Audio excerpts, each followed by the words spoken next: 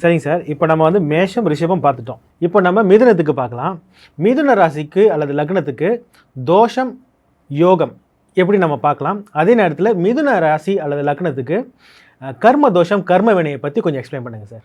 Sir இப்போ வந்து பார்த்தீங்கன்னா, இப்போ நம்ம ஒரு ராசியாக சொல்லிகிட்டே வருவோம்ல. இது வந்து பார்த்தீங்கன்னா ராசின்னு நம்ம எடுக்கல, நம்ம லக்னத்தை வச்சு தான் பேஸ் பண்ணி எடுக்கிறோம். பட் ராசியோட கேரக்டர்ஸை கொஞ்சம் கொஞ்சம் சொல்லிட்டு வரணும் இல்லையா. இப்போ மிதுனம்னு பார்த்தீங்கன்னா நம்ம சவுத் இந்தியன் ஹாரோஸ்கோப்பில் பார்த்தீங்கன்னா ஒரு கார்னரில் இருக்கும். ஒரு கார்னரில் போய் நீங்கள் திரும்ப முடியுமா, சீக்கிரமாக திரும்ப முடியுமா, டிரைவ் பண்ணும்போது கொஞ்சம் ஸ்லோ பண்ணி தானே திரும்பணும். அந்த மாதிரி தான் வந்து என்ன பண்ணுவாங்கன்னா, கொஞ்சம் முதல்ல ஒரு சற்று அவங்களுக்கு ஒரு தயக்கம் இருக்கும் எதையும் தொடங்கும்போது. அதுக்கப்புறம் இறங்குனாங்கன்னா அவங்க கிளியராக எடுப்பாங்க. ரெண்டாவது மிதுனம்ங்கிறதே பார்த்திங்கன்னா இரட்டை இல்லையா. நம்ம என்ன அடையாளம் சொல்லுவோம், ஜெமினி பிக்சர்ஸ்லாம் பார்த்தோம்னா தெரியும் நமக்கு. அப்போ இவங்க என்ன பண்ணுவாங்கன்னா, ஒரு விஷயத்தை எடுக்கும்போது அதை உடனே முடிவு எடுக்க மாட்டாங்க. இப்படி பண்ணலாமா, அப்படி பண்ணலாமா, அப்படி பண்ணலாம். இப்போ வந்து பார்த்திங்கன்னா நிறைய அவங்களுக்கு அதில் வந்து கொஞ்சம் நிறைய டைம் எடுத்துப்பாங்க. இது ஒரு டிலே. அடுத்தது பார்த்திங்கன்னா புதனுக்குரிய வீடுங்கிறதுனால சாதுரியங்கள் கொஞ்சம் அதிகமாக இருக்கும் அவங்களுக்கு. புதன் வந்து கல்வியை குறிக்கக்கூடியது. அடுத்தது வந்து பார்த்திங்கன்னா அது கலைவாணியோட இடம் அப்படின்னு சொல்லுவாங்க இதை நம்ம மிதுனத்தை. அதுக்கப்புறம் பார்த்திங்கன்னா அதுக்கு ஆடல் அரங்கம்னு ஒரு பேர் இருக்குது. ஏன்னா அது வந்து அந்த இடம் வந்து பார்த்திங்கன்னா நாட்டியம், இசை இதெல்லாம் குறிக்கக்கூடிய ஒரு இடம்.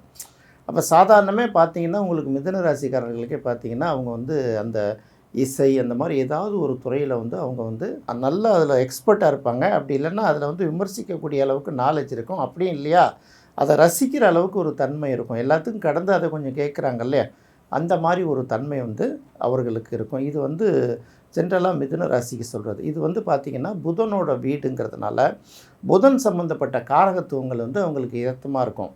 இப்போ இது வந்து 3ஆம் வீடுன்னு சொல்கிறோம். காலபுருஷ லக்னத்துக்கு 3ஆம் இடம் அப்படின்னு சொல்லுவோம். எது வந்தாலும் உலக அளவில் பார்த்திங்கன்னா மேஷம் தானே முதல்ல எடுப்போம். அப்போ 3ஆம் இடம்ங்கும் போதே இது வந்து 3ஆம் இடத்துக்கு காது அப்படின்னு ஒன்று சொல்லுவாங்கள்ல. இதை என்ன சொல்லுவாங்க அப்படின்னு கேட்டிங்கன்னா கர்ண பரம்பரை கதை அப்படின்னு சொல்லுவாங்க. காதுக்கு கர்ணம்னு ஒரு பேர் உண்டு. அப்போ அந்த கர்ணத்தில் போடக்கூடிய நகைகள் இருக்குல்ல, நகைகளை குறிக்கிறதும் அதுதான். எதுவாக இருந்தாலும் செவி வழி செய்தியாக கேட்குறோம்ல, அதனால தான் கர்ண பரம்பரை கதை அப்படின்னு சொல்கிறாங்க. அப்போ செவி வழிங்கும் போது இந்த இடத்துல கம்யூனிகேஷன் வந்துடுதா.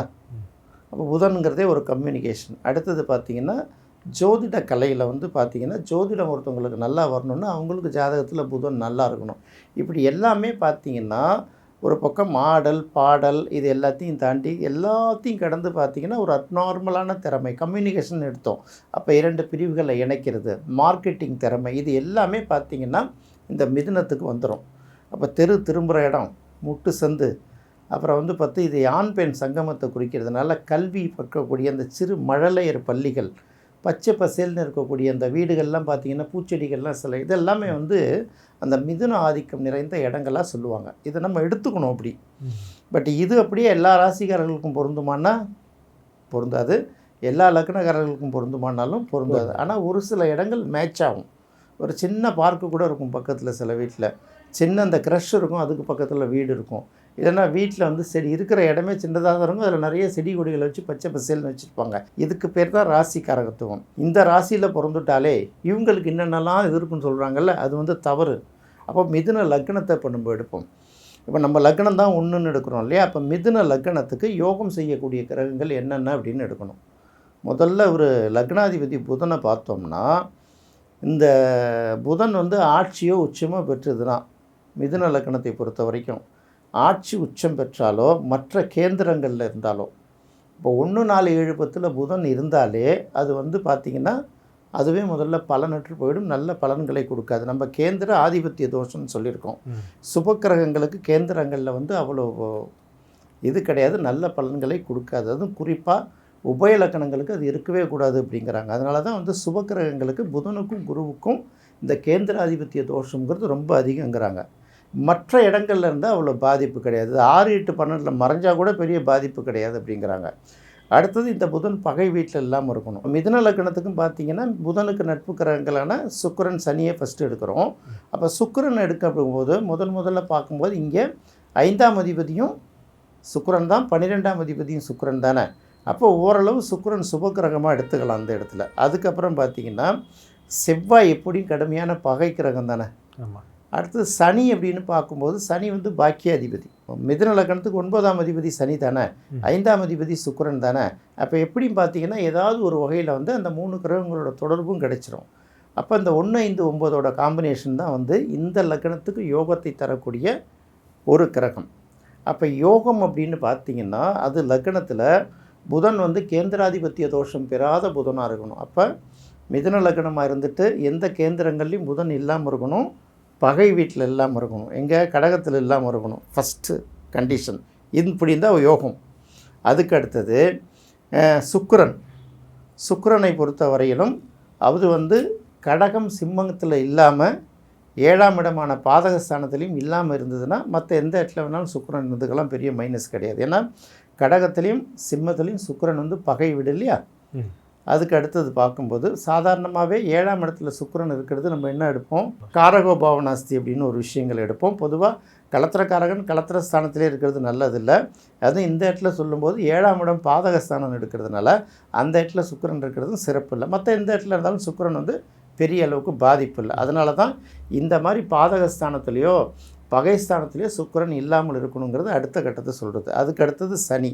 பாக்கியாதிபதி அவரே 8ஆம் அதிபதியாக இருந்தாலும் பாக்கியாதிபதி அப்படின்னு வரக்கூடிய சனி வந்து பெரிய அளவுக்கு பாதிப்பு இல்லாமல் இருக்கிறது நல்லது. அப்போ இந்த 3 கிரகங்களும் நல்ல நிலையில் இருந்தால், புதன் சுக்கிரன் சனி இது 3ம் நல்ல நிலையில் இருந்தால் அதுதான் வந்து மிதுன லக்னங்கிறது யோகத்தை செய்யக்கூடிய ஒன்று. அதுக்கு அடுத்தது அதுக்கு எதிர்த்தரப்பு கிரகங்கள்னு ஒரு லிஸ்ட் எடுப்போம்ல, அதுக்கு எதிர்த்தரப்புன்னு பார்த்தீங்கன்னா மெயினாக அதுக்கு பாதகாதிபதி நேர் 7ஆம் அதிபதி குரு தான். எல்லாரும் சொல்லுவாங்க குரு எவ்வளோ சுபக்கிரகம், குரு வந்து லக்கணத்தில் இருந்தாலே யோகத்தும் லக்கணத்தை பார்த்தாலே யோகங்கிறாங்களே.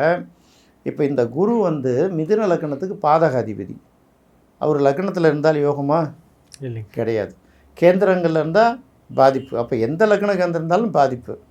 7ஆம் இடத்துல இருந்தால் மிக மோசமான பாதிப்பு, 4ஆம் இடத்துல இருந்தாலும் பாதிப்பு. இது எல்லாத்தையும் சொல்லிவிட்டு அப்போ குரு பார்வை கோடி நன்மைன்னா எப்படி சரியாக இருக்கும்? குருக்கு பகை தானே அது, அப்படி தான் எடுக்கணும். இப்படி எடுத்து தான் பார்த்துட்டு வரணும். அப்போ குருவை பொறுத்த வரையில் அது வந்து மறையிறது ரொம்ப நல்லது இல்லையா. கேந்திரங்கள் இல்லாமல் இருக்கிறது நல்லது, மற்ற இடங்களில் இருந்துட்டு போகலாம், மைனஸ் இல்லாமல் இருந்தால் ஓகே சந்தோஷம். பொதுவாகவே புதன் வீட்டில் குரு இருந்தாலே பலம் எழுந்து தானே போகுது. மகரத்தில் இருந்தாலும் என்ன பண்ணணும், நீச்சமாக போயிடும். அதனால் மற்ற இடங்களில் இருக்கிறது ஓரளவு சிறப்புங்களாம். இங்கே பொறுத்தவரை குரு வலிமை கொண்டு இருப்பது தான் நல்லது. மிதுன லக்னத்துக்கு குரு வலுத்தால் அது தோஷம், கேந்திரத்தில் இருந்தால் மிகப்பெரிய தோஷம். இது என்ன கேந்திராதிபத்திய தோஷம் என்ன பண்ணணும்னு ஒரு கேள்வி வரும்ல. ஆமாம் சார். இப்போ கேந்திரம் ஆதிபத்தியம்னு எடுக்கிறான். இப்போ கேந்திரம்ங்கிறது லக்ன கேந்திரம், இன்னொரு பக்கம் 4ஆம் இடம்ங்கிற கேந்திரம் தாயார் வாகனம் எடுக்கிறோம், இன்னொரு பக்கம் 7 கலத்தரம் நட்பு சுயதொழில் பல விஷயங்கள் எடுத்துகிட்டு போகிறோம், இன்னொரு பக்கம் 10 தொழில். இப்போ இந்த 4 கேந்திரமும் பாதிக்கப்படும். அதாவது சொல்லுவாங்கள்ல மெயின் சுவிட்ச் ஆஃப் பண்ணால் எல்லா லைட்டும் அணையுதில்ல, அது மாதிரி கேந்திரங்கள் ஆஃப் பண்ணும்போது மற்ற இடங்கள் எப்படி இருக்கும்? கேந்திரங்கள் ஒரு 4 தூண், ஒரு மண்டபத்திலே ஒரு வீட்டிலே இருக்கக்கூடிய 4 தூண் தானே தாங்கி நிற்கிது. இப்போ இந்த 4 காப்பாற்றல ஏதாவது 2 குறைந்தபட்சம் காப்பாற்றிட்டு 2 சாக்ரிஃபைஸ் பண்ணுங்கிறது தான் இதோட தோஷத்தை வந்து பரிகாரத்துக்கு நிவர்த்தி பண்ணுறது. இது மிதுன லக்னத்துக்கு மட்டும் இல்லை, எல்லா லக்னத்துக்கும் இந்த கேந்திர ஆதிபத்திய தோஷம் இருந்தால் இதுதான் பரிகார நிவர்த்தி. இதை விட்டுட்டு 7ஆம் இடத்துல குரு வந்து ஆட்சி பெற்றிருக்கார், 10ஆம் இடத்துல ஆட்சி பெற்றிருக்கார் அப்படின்னு சொன்னீங்கன்னா அதுதான் பெரிய தோஷம். இது வந்து பார்த்திங்கன்னா யோகம் தோஷங்கிறது பாதி தோஷம் ஜோசியக்காரர்களாக தான் வருது. சாதகத்தில் இருக்கிற தோஷத்தை விடுங்க, இவங்க சொல்லுவாங்க இதுதான் வரும் மெயினாக. இப்போ நம்ம சொன்ன சில பேர் இன்னொன்றும் உட்காந்துட்டு ரூம் போட்டு யோசிக்கிறீங்களான்னு சில பேர் கிண்டல். அதாவது அடிப்படையாக விஷயங்களை ஒழுங்காக படிக்காமல் இதெல்லாம் ரூம் போட்டு யோசிப்பாங்க போல் இருக்கு. அப்படியெல்லாம் ஒன்றுமே கிடையாது. இது ஒரு பார்ட். அதாவது எப்படின்னா ஒரு பக்கம் வந்து எல்லாம் இருக்கிற தோஷத்தெல்லாம் எடுத்துகிட்டு வந்து இந்த நட்சத்திரத்தில் பிறந்த இந்த தோஷம், இந்த ராசியில் பிறந்த இந்த தோஷம் அடிக்கிறது. இன்னொரு பக்கம் எதுவுமே இல்லை, இது கிடையாது, அது இல்லை, ஜோசியமே இல்லைன்னு ஒரே வார்த்தையில் சொல்லிட்டு போயிடலாம்ல. நட்சத்திரங்கள் போய் ராசி போய் கிரகங்கள் போயின்னா முடிஞ்சு போச்சு இல்லை. இது எதுக்கு தனித்தனியாக சொல்லிக்கிட்டு? இப்போ அதை வச்சு தானே நீங்கள் பேஸ் பண்ணி போகிறீங்க.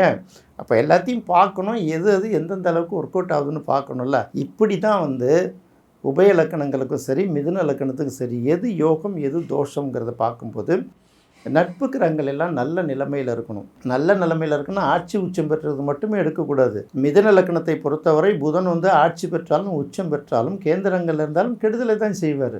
அதனால் அதுக்குள்ள இல்லாத ஓரளவு நல்ல இடங்களில் இருக்கணும் புதன். அதே மாதிரி சுக்கிரனும் பகை வீட்டில் இல்லாமல் பாதக வீட்டில் இல்லாமல் இருந்ததுன்னா அதுவும் வந்து யோகத்தை தான் செய்யும்.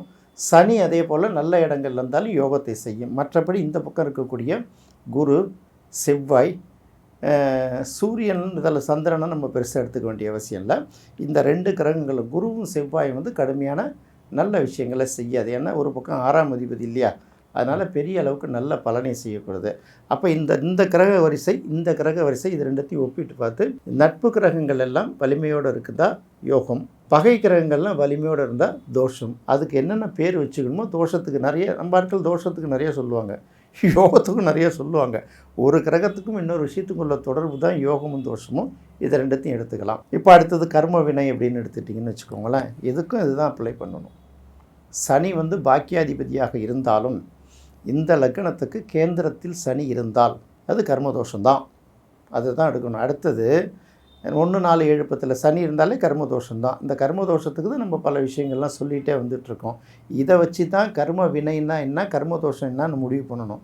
மற்றபடி மிதுன லக்னமாக இருந்து சந்திரன் எந்த ராசியில் இருந்தாலும் சரி, அதோட சனி இருந்தாலும் பார்க்கலாம். இன்னும் சில விஷயங்கள்லாம் இருக்குது. பட் மேஜராக இதை பார்த்துக்கிட்டால் போதும். சனியோட பொசிஷன் எங்கே உட்காந்துருக்கு, அதே போல் ஆட்சி உச்சம் பெற்றாலும் கர்மதோஷம் உண்டு. சனி வந்து ஒரு ஜாதகத்தில் வலுத்தாலே நல்ல மனிதர்களாக இருப்பாங்க, அதில் எந்த சந்தேகமும் கிடையாது. அதே சமயத்தில் உழைச்சி முன்னுக்கு வர்றதுக்கு கடுமையான உழைப்பு குறிக்கக்கூடிய கிரகம் தானே. அப்போ சனி வந்து கடுமையாக உழைச்சாதான் முன்னுக்கு வர முடியும். 10 ரூபா சம்பளத்துக்கு சில பேர் போகிற போக்கில் அள்ளிட்டு போயிடுவான். 10,000 ரூபா காலையிலேருந்து சாயந்தரம் வரைக்கும் உழைச்சா கூட இந்த 10,000 ரூபாயில் 100 ரூபா எடுக்கிறதுக்கே சில பேர் போராடிக்கிட்டு வராங்கல்ல. இதை சொல்வது தான் சனி. அடுத்தது எனக்குன்னு எதுவுமே செஞ்சுக்க முடியல, நம்ம மற்றவங்களுக்கு செஞ்சு அவங்களுக்கு வந்து யோகமாக போகுது. என்ன தான் இருந்தால் கூட அந்த திடீர்னு அந்த நேரம் பார்த்து இந்த கிரெடிட் கார்டு வந்து ஃபங்க்ஷன் பண்ண மாட்டேது, ஜிபேவும் ஒர்க் பண்ண மாட்டேது, ஏகப்பட்ட பணம் இருக்குது. அப்போ அந்த இடத்துல நம்ம ஒரு மாதிரி கூனி குறுக்கி தான் நிற்போம். சாப்பிட்டுட்டு வந்து பில்லு நம்ம ஜிபேயில் பண்ண போகிறோம்னு வச்சுக்கோங்க, டவர் கிடைக்கல, ஜிபே வந்து ரிப்பேர் ஆச்சுன்னா என்ன நினைப்போம், சில நேரத்தில் சிக்னல் கிடைக்காது இல்லை. சரி சொல்லிட்டு ஃபோன்பேவுக்கு போனால் அதுக்கு இதுக்கு என்னென்னா இருக்கும், சர்வர் ஒர்க் பண்ணலன்னு வரும். அப்போ என்ன பண்ணுவீங்க, உங்கள்கிட்ட பணம் இருக்குது, எப்படி கொடுக்க முடியும்? இந்த மாதிரி சில நெருக்கடிகளை சந்திக்கிறோம்ல, இதை சொல்கிறது தான் கர்மதோஷம். அப்போ இந்த கர்மதோஷத்துக்கு எல்லாத்தையும் சனி இருக்கிற இடத்த பொசிஷனில் பார்த்து தான் நீங்கள் முடிவு பண்ணணும். அப்போ சனி எங்கே இருக்குது, எல்லாருக்குமே மிதுன லக்னத்துக்கு எல்லாருக்குமே கேந்திரத்தில் தான் சனி இருக்கா, இல்லை சந்திரனோட சேர்ந்து தான் சனி இருக்கான்னு பார்த்து தான் இதுக்கு வந்து என்ன கர்ம வினைங்கிறதே முடிவு பண்ணணும். கர்ம வினைங்கிறதே என்னென்னு முடிவு தெரியாமல் இந்த லக்னத்தில் பிறந்தாலும் இவங்களுக்கு இந்த தோஷம்தான் அப்படின்னு எடுத்தாங்கன்னு வச்சுக்கோங்களேன், இது வந்து என்ன சொல்கிறது, மக்களை குழப்பி விடுறதுக்கு சமம். அப்போ இதெல்லாம் பார்க்கும்போதே ஒரு லக்ன வயசாக தான் முதல்ல இதை பார்க்கணும். அப்போ மிதுன லக்னத்தை பொறுத்தவரை யோகம்னா என்ன, தோஷம்னா என்ன, கர்ம வினைன்னா என்ன, இதை முடிவு பண்ணிக்கோங்க. மிதுன லக்னத்தில் பிறந்து முதல்ல கேந்திராதிபத்திய தோஷம் இல்லாமல் இருக்கிறதே மிகப்பெரிய சிறப்புங்கிறத மட்டும் முடிவு பண்ணிக்கணும். இதை வச்சு தான் மற்ற யோகங்கள் அதெல்லாம் முடிவு பண்ணணும்.